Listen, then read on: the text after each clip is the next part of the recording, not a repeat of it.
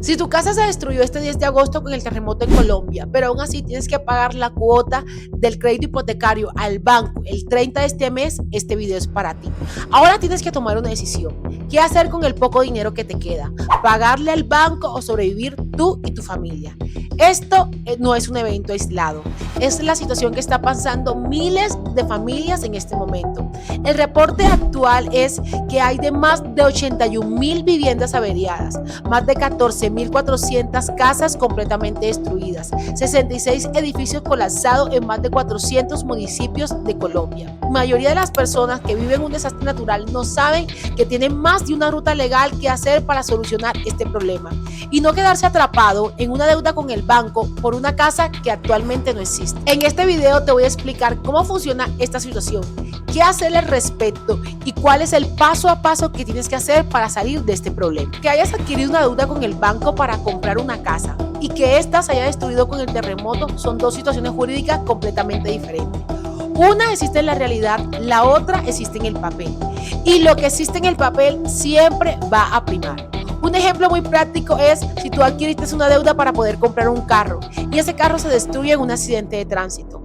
Aunque se haya destruido, la deuda persiste y tienes que cumplirla. La mayoría de las personas creen que cuando un desastre natural como este ocurre, las cosas se van a solucionar mágicamente. El banco tiene que entender de que ocurrió un desastre natural y que tú no tienes plata para pagar en este momento. Sin embargo, esto no ocurre así. El banco no va a entenderte. La situación no se va a solucionar mágicamente. Eres tú quien tiene que activar la ruta para poder salir de este problema. Y lo que vaya a pasar depende de lo que tú hagas en los próximos días. Y aquí está el otro error que muchas personas cometen. Como ya no hay nada que perder, entonces no hay prisa. En los próximos minutos te voy a explicar por qué esto es un error y exactamente qué es lo que tienes que hacer. Una pregunta súper importante que tenemos que hacernos es ¿qué dice el contrato hipotecario que firmaste? Y esto es lo que posiblemente tú no sabías. Cuando tú adquiriste un crédito hipotecario o un crédito por leasing habitacional, tú también adquiriste un seguro.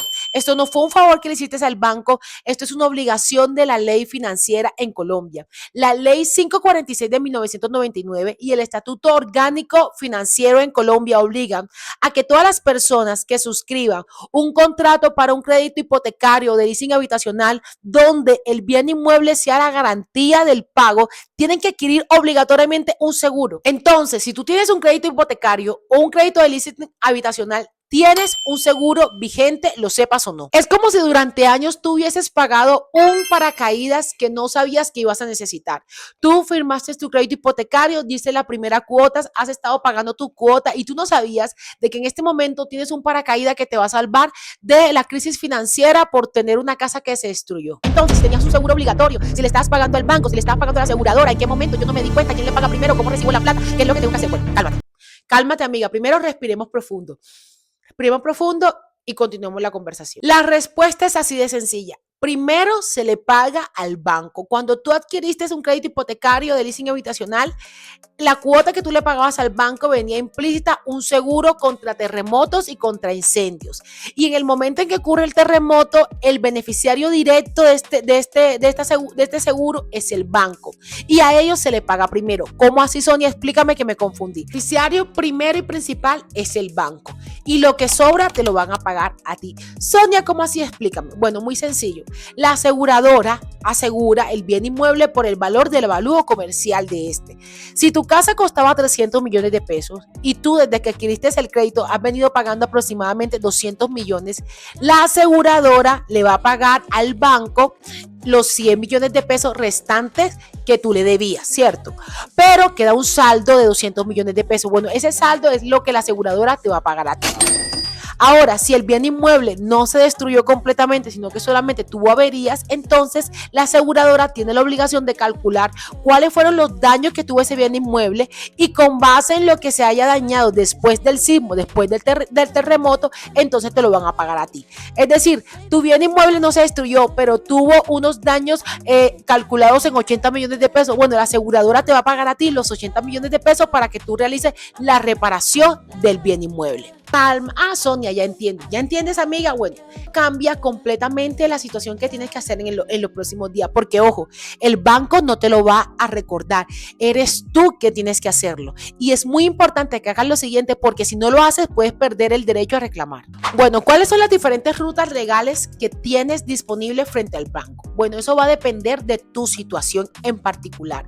Si tenías el seguro activo, si te encontrabas al día, si el banco no ha hecho la reclamación ante la aseguradora, si tú no le has informado al banco la situación que está viviendo tu casa, si se destruyó o solamente tuvo averías. Si en este momento hay disputas sobre el avalúo del bien inmueble, o sea, hay diferentes caminos y no todos inician con el juzgado.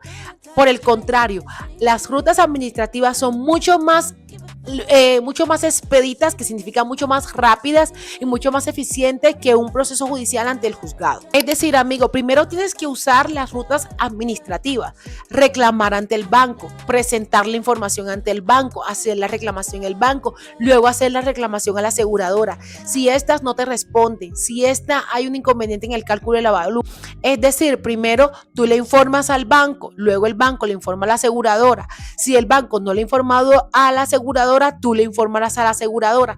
Si la aseguradora no le ha pagado el banco y el banco te ha pagado no te ha pagado a ti y te sigue cobrando, entonces tú tienes que solicitar, ya si tienes que activar las diferentes vías judiciales. Pero primero nos vamos por las vías administrativas, porque son mucho más expeditas, porque son mucho más rápidas y porque el tiempo aquí es clave. En ocasiones demandar no es la primera opción.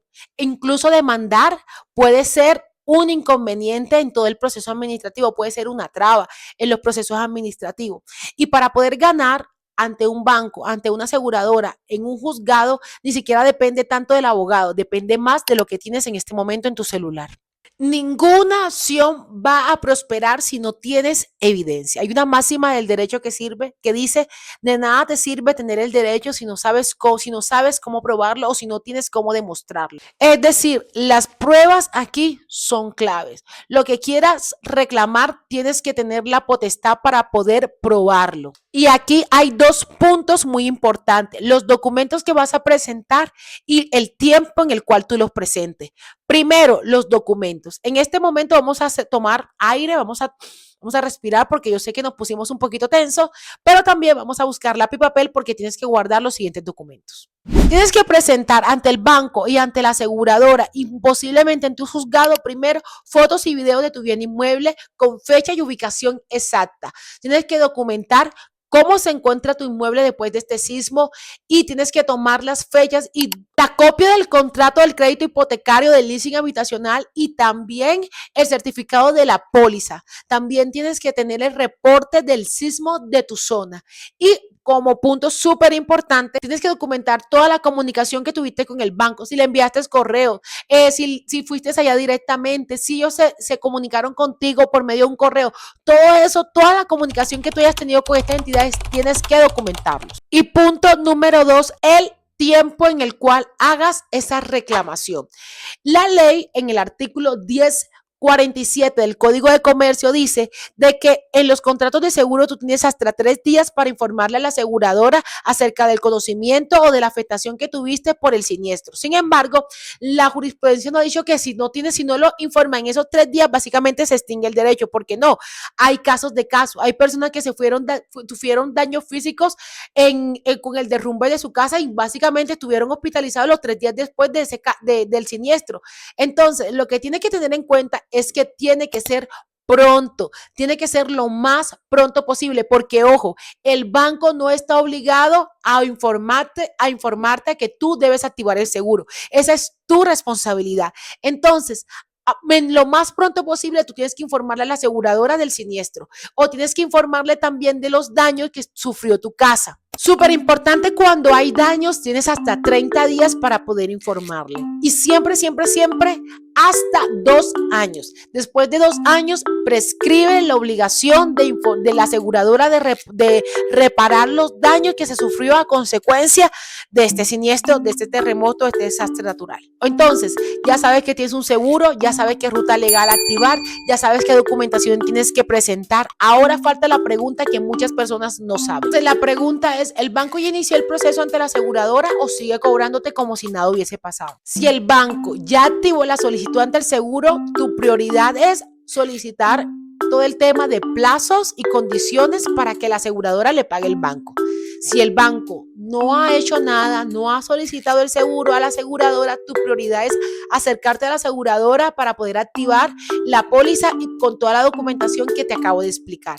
Y si el banco ya la activó, ya le informó a la aseguradora ya le pagó, pero el banco te sigue cobrando como si nada, entonces sí es necesario tomar acciones legales. No, ya perdí mi casa, entonces ¿qué hago? No, la pregunta es, ya perdí mi casa, ¿quién se está moviendo primero, el banco o yo? Al inicio de este video pensabas de que por haber perdido tu casa la historia se acabó ahí. Perdiste tu casa, pero todavía tienes protección legal, solamente que es tu responsabilidad iniciarla.